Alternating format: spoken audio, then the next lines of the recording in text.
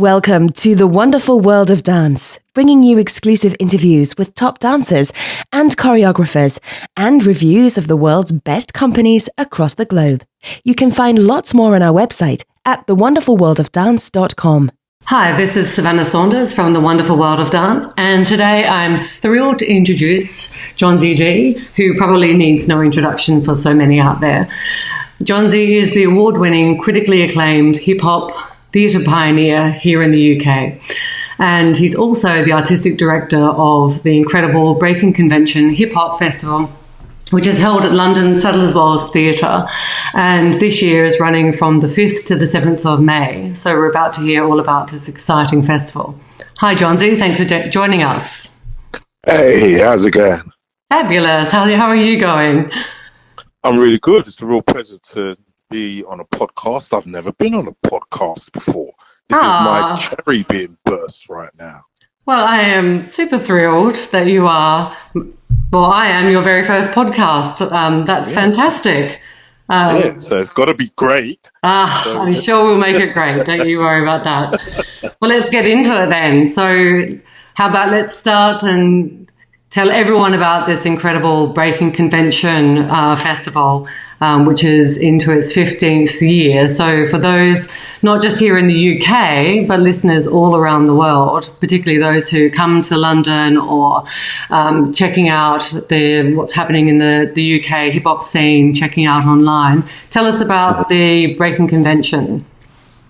Breakin Convention is the international festival of hip-hop dance theatre. Hip-hop dance theatre meaning breaking, popping, locking, house dance, crump dance, and the myriad of street dance forms developing at the moment.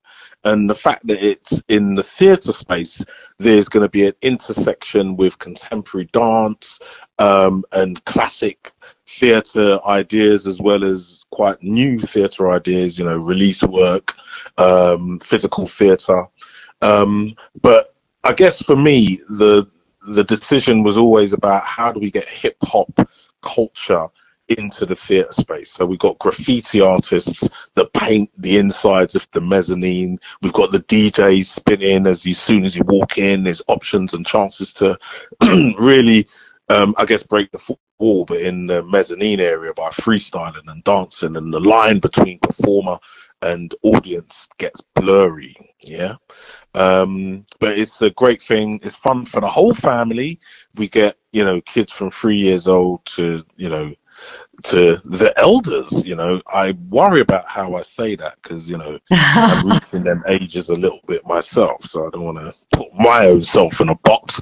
But, Breakin Convention is hip hop fun in the theatre. We have artists from all over the world.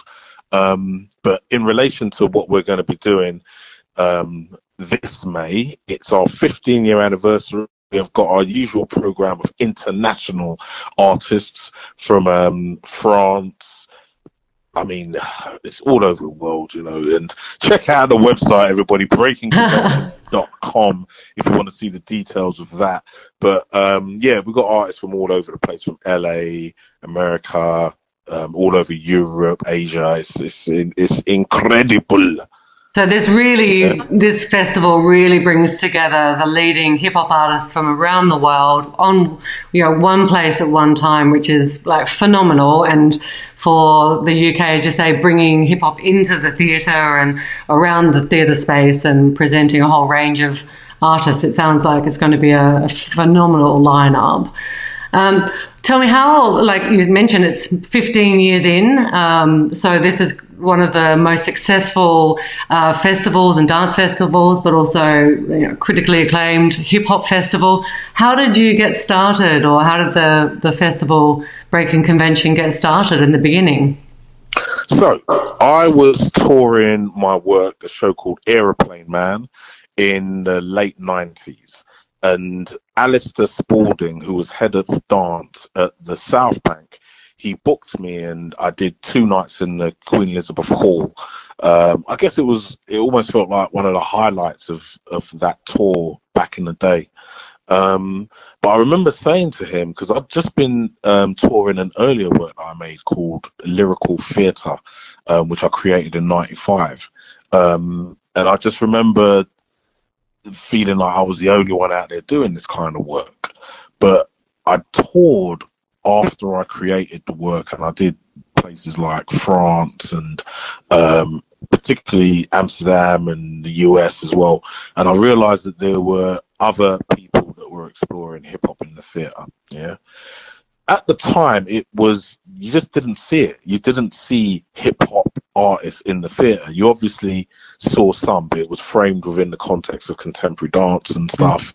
And I always felt that there was a bit of a division always between the idea of a hip hopper dancing on that stage, because that stage is usually, you see institutionalized dance forms, you know what I mean, and codified dance forms, and you know, classical ballet, contemporary dance, jazz. But even then, the jazz is kind of like a filtered form of jazz, you know, the ISTD form, as opposed to the straight up street jazz that where it all come from, you know. It's happening now. But anyway, I think that we didn't see very much hip hop in the 80s. So for me, it was a really brilliant thing, because I was into theatre as well. I was doing contemporary dance at the same time. But I always felt that the vocabulary of hip hop should be in the theatre, because it's just so unique, it's so individual, it's so based upon individuality, actually. Hip hop dancers, all of us, we have to contribute to the form. We don't just repeat the form. Do you know what I mean? It's always, we're consistently encouraged in battles and freestyles to do something new with the form, you know? So I always thought that it was important to do this. But anyway, Alistair Spalding at Sadler's Wells, when he was at QEH, I said to him, it's really important that we acknowledge that there's a whole community of artists that are looking at this kind of work, which will also give us a chance to develop a new audience for the work as well. So anyway, he got his job as chief exec at Sadler's Wells, and he basically called me and just said, Jonzi, do you want to try this festival idea? So walked away, thought to myself, yes, let's think of a name. B-boy, breaking, it's like a breaking convention. Hey, but we are breaking convention as well. So we like the kind of double entendre of the title as well. And then, we tried our first one in 2004. At first, we didn't have the money to really make it happen. And then Bloomberg came about and they helped us out. We did our first festival featuring artists like the Electric Boogaloos, Tommy the Clown, who started the whole Crump idea from LA. We had the Vagabond Crew, Rennie Harris, Pure Movement from Philadelphia, a whole bunch of young, amazing hip hop groups from London and some around the UK. So we actually, the blueprint we did from the very beginning. You know, we had the graffiti and stuff, we had the freestyle DJs and everything. And I think because we went hard the first time was the reason why we are here today.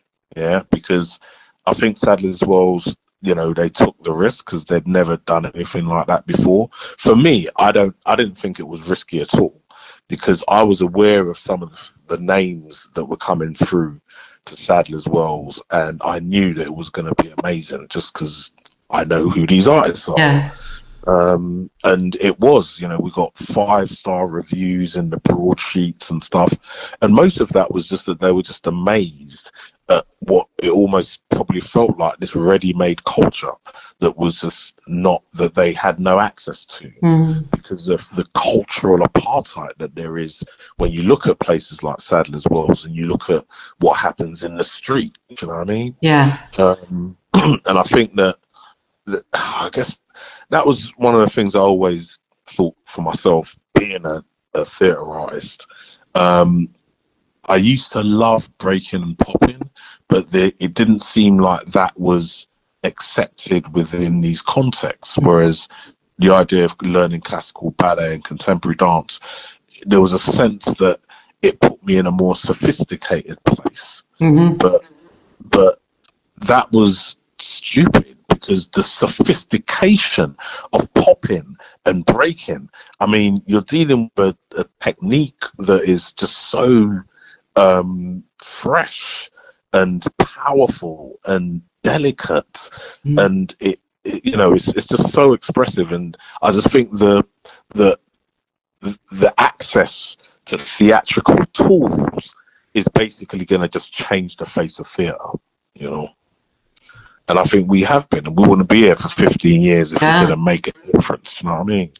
Absolutely. And you know, looking back over those 15 years, and you say when you set out, you went hard, and you really you gave a platform to this, you know, ready-made culture, as you say. It's an incredible platform, and hip hop is so incredible to watch, to dance. It feels amazing. It's hard. For anyone who's tried it out there, my God, it's difficult, isn't it? Really? Have you tried? What have you tried? I think it's quite difficult to, you know, for someone who's not a professional. But Have you tried it though? Sorry? Have you tried it? Yeah, I have. I've done my hip hop classes. Yeah. Good. Yeah, absolutely. Really, truly, yeah, you've got hip hop isn't necessarily coming from a so-called professional place, if you get what I'm saying. Yeah. You know, some of the greatest dancers, they haven't made any money out of it, but they've got a reputation maybe for battling or whatever. And in a way, it's kind of an inverse way of seeing hip hop. Do you know what I mean? Because obviously now people are making money out of it, and it's got into that realm. The commercialization of the hip hop culture. Yeah, you know. Yeah. I mean, one of the greatest dancers out at the moment, battler from East London, Evian, from Future Forms crew, I think their name is. But he's been around the world battling. I think he's 17. Wow. He's also going to be doing Breakin Convention as part of the Freestyle Funk Forum, which is an improvised, theatrical improvised set that happens on Sunday and Monday. But we'll get into that later.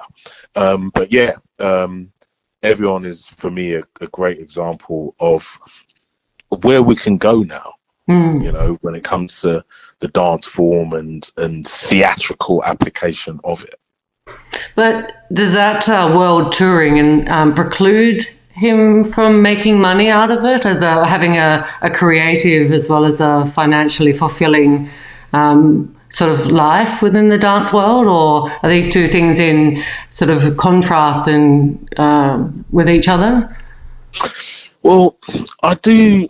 I mean, I'm not part of the battle scene. I'm not necessarily into that part of the culture, but what I do see is lots of groups coming together and presenting some of the best dancing that I've seen, and the goal is for maybe a decent first prize or second and third, and that money will get you so far.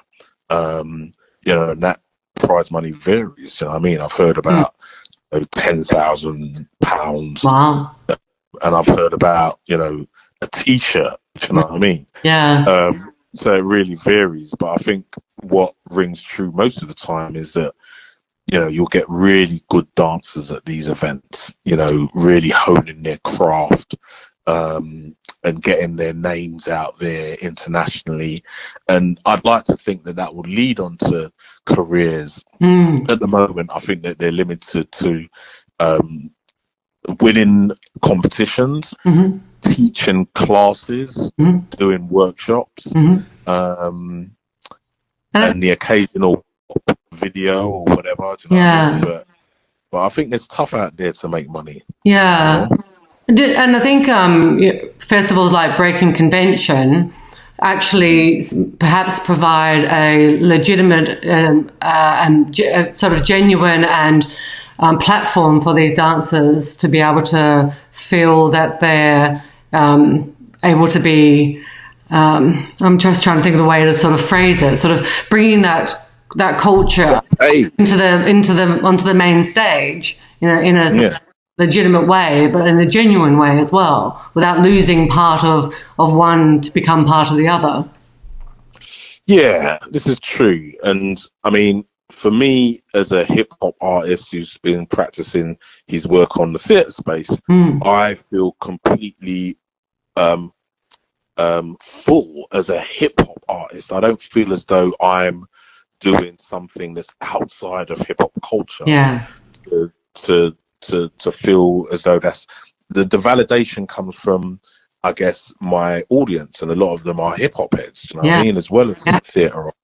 You know, so I think that for me, it's about ways to access funds for your work. Now, for me, being in theatre, I've always believed that theatre is definitely a way to get income, and without necessarily losing any of your hip hop qualities. Do you know what I mean? If anything, I think it can add to them. I remember seeing one article. It was an article, actually. It was a post online from Mr. Wiggles, and he was talking about Mr. Wiggles is a popper from the Electric Boogaloos. And Rocksteady, actually. But basically, he was saying that it's important for every dancer to do theatre, and just to learn the skills that come from being in a theatrical context. That will help your freestyle, that will help your battling, to understand how you can use character within your work, you know what I mean? Within your improvisation, within your battling. So I think everything helps each other, you know? But I do think that dancers should look at the theatrical realm to make money, as well as to create art. Do you know what I mean? And I think also from a selfishly audience perspective, there's nothing better than being in the theatre and seeing hip hop and being part of that atmosphere and that excitement, and in a way which might not be accessible otherwise. And it's why I think the festival Breakin Convention really does give the opportunity for new audiences and new people to really come and enjoy and explore hip hop, and for just to get more people involved. Yeah, man, definitely. I remember back in the day, hip hop being a kind of niche thing, like in the 80s. And we were quite, we were the weird kids.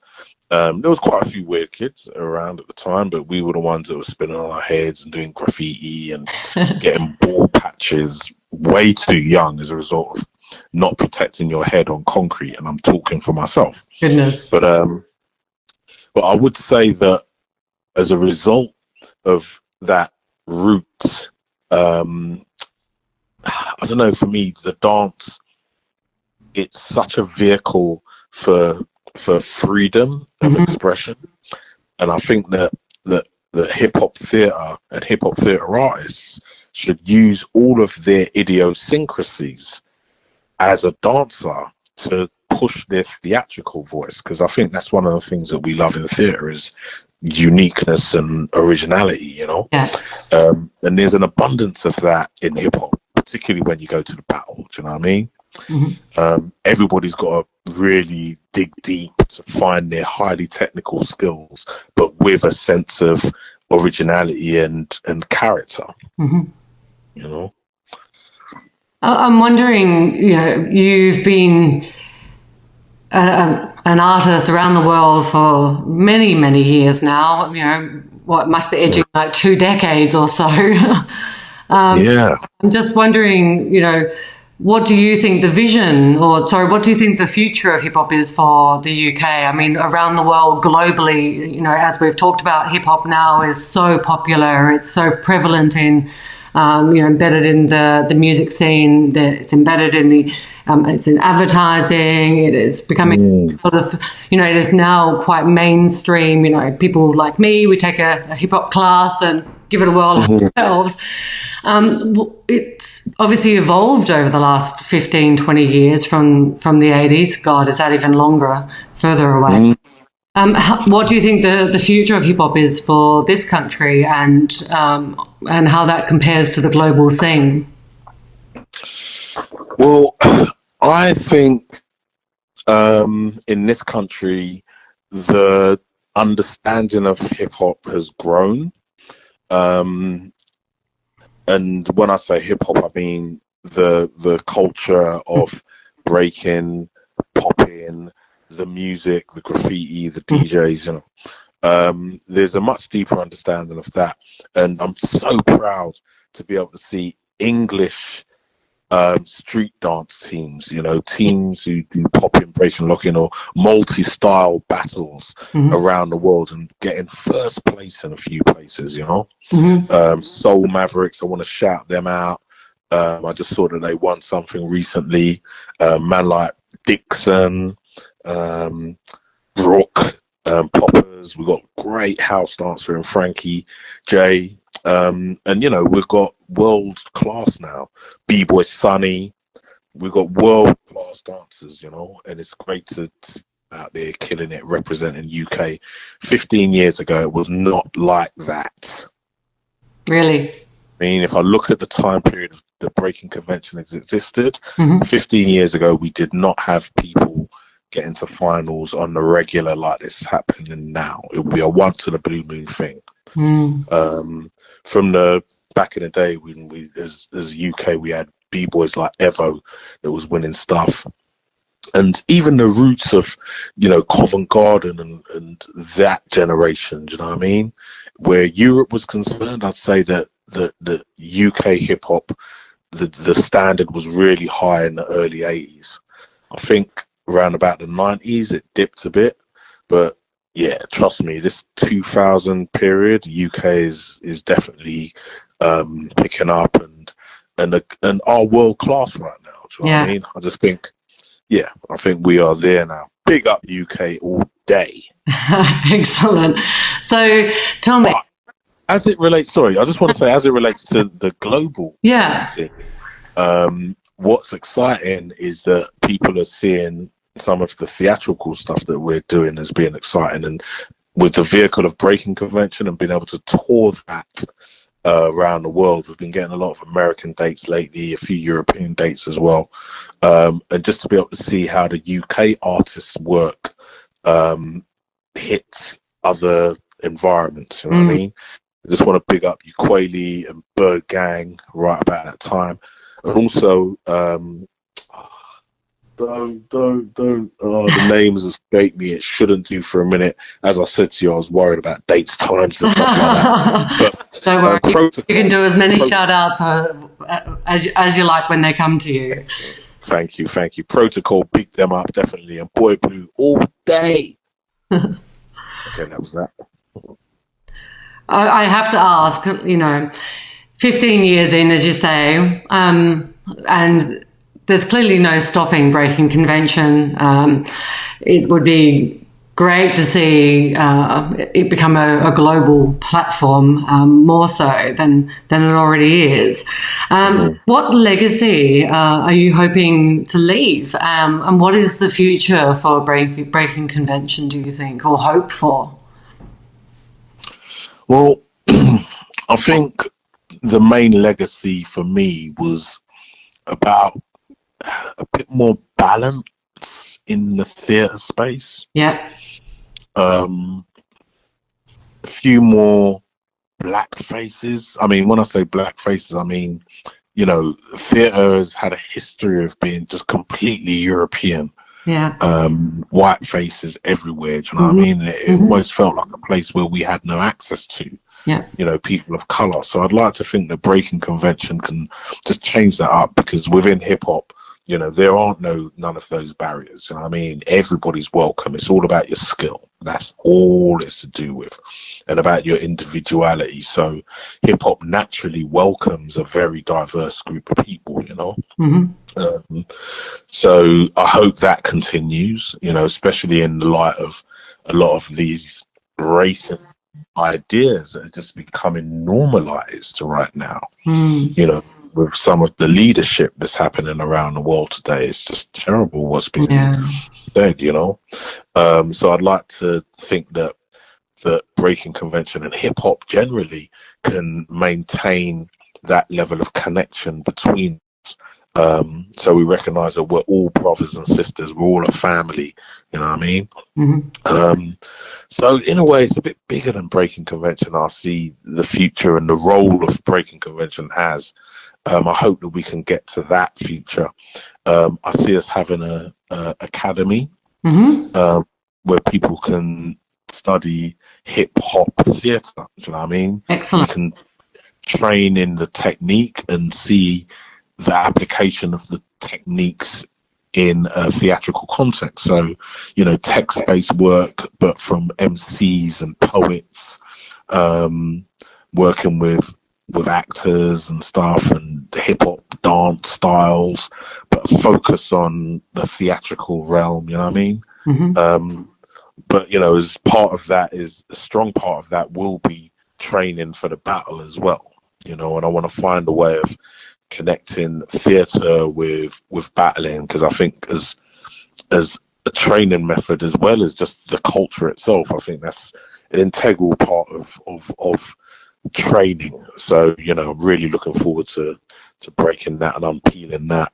And it's great to have Sadler as well supporting that initiative. So we should be looking at opening our school in 2022 in Stratford, Excellent. East London. There's so much moving to Stratford. Goodness me, you'll be parked up right next to other arts out there. You've got the English National Ballet moving out east. You know, it's where it's happening, isn't it? Clearly, not the natural bedfellows of hip hop, but nevertheless. Well, for me, it's the ends. Do you know what I mean? It's, you know, Boy Blue. They're going to have a big part to do with it, and you know, they're from Stratford. You know, I'm from Bow. You know, just a stone's throw away. You know, so for me, it's a real pleasure to be able to feel as though you've been part of bringing our culture.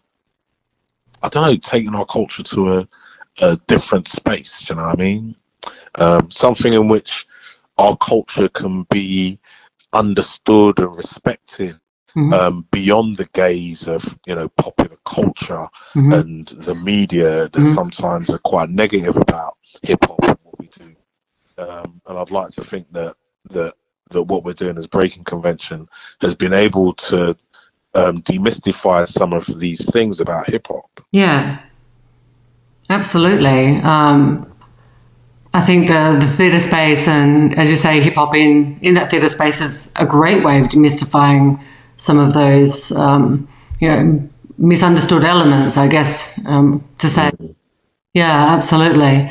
You mentioned before that, you know, the hip hop community, or, you know, hip hop welcomes anyone, irrespective of, you know, race or background, or it's all about the skill and the ability to perform and be able to become, you know, show that individuality.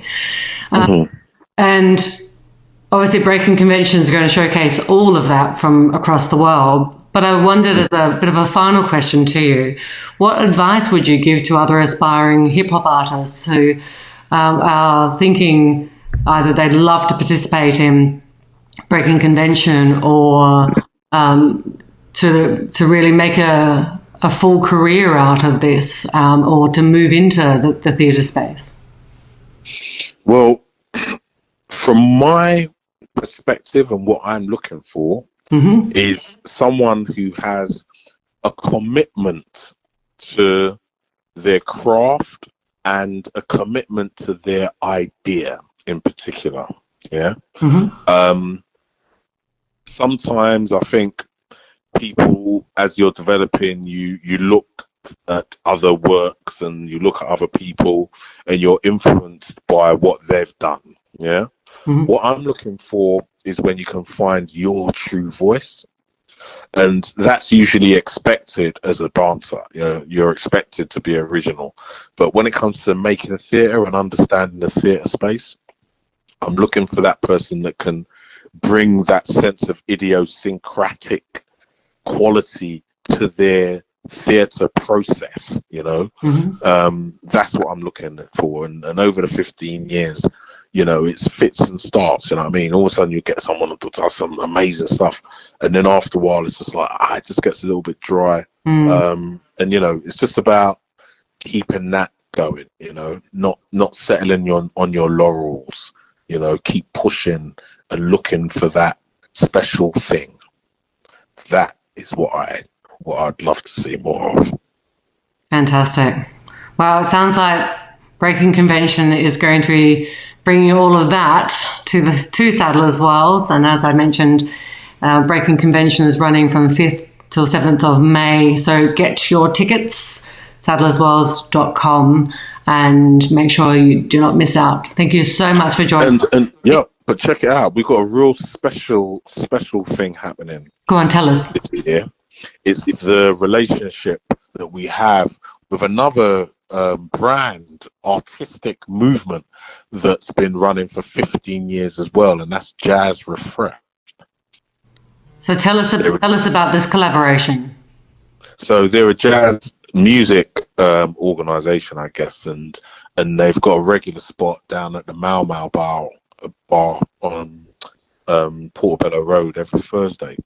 And they basically work with small bands, a variety of bands. I've seen a few acts up there that are really great, all squashed into this small bar, but it's lovely. But they've been expanding a lot and doing bigger gigs, and I basically said, look, let's celebrate our 15-year anniversary with an orchestra. Oh, fantastic. So they arranged a jazz orchestra with the help of Jason Yard, a jazz impresario that I've worked with for a good 20 years now. And yeah, I'm really happy that he's the musical director on that. And we've got commissions with Boy Blue Entertainment, the Locksmiths, and the Ruggeds from the Netherlands, and a beautiful duet between Mufasa, an amazing hip-hop dancer from France, and Ayana Witter-Johnson on the cello. That's going to be crazy. But yeah, that's going to be every night at Breakin Convention. We're going to keep that program for the second half, and the half beforehand it will be a changing program of different artists from all over the world, Slovakia. It's crazy, but check out the website, breakinconvention.com. There is no G in Breakin. I am the only G in Breakin Convention. So breakinconvention.com. So just one last thing before we go. We must talk about the Park Jam. Tell me everything. Oh my goodness, the Park Jam. The first time we did it was on our 10th anniversary, and basically there's a park that's very near Sadler's Wells called Spa Fields, and we just had a free event for all the elements of hip hop. We've got a stage where there's basically loads of rappers. We've got jazz music as well, poetry. In the basketball courts, that's where the dance happens, and we've got DJs in there. We've got circles for all different dance styles, specifically breaking and popping and locking, but we've got loads of hustling as well, and where the whole crowd gets together. We've also got great DJs. We've got live graffiti art as well. And we've also got a calisthenics section where there's loads of bar workouts, and there's loads of people just working out, and it's such a great event. It's fun for all the family. There's food there. It's absolutely beautiful. The Park Jam at Sparfields Park this Sunday, the 29th of April. 29th of April. Wow. That sounds 12 o'clock. Well, that sounds like the place to be if you're in London. 29th of April, get down to the Park Jam. Fantastic. Thank you so much. I can't wait to come down and check it out myself. Don't forget to subscribe. We've got some incredible interviews coming up with principal ballerinas and renowned choreographers. We love dance and ballet, and we hope you'll love us. Join us on Facebook and Twitter.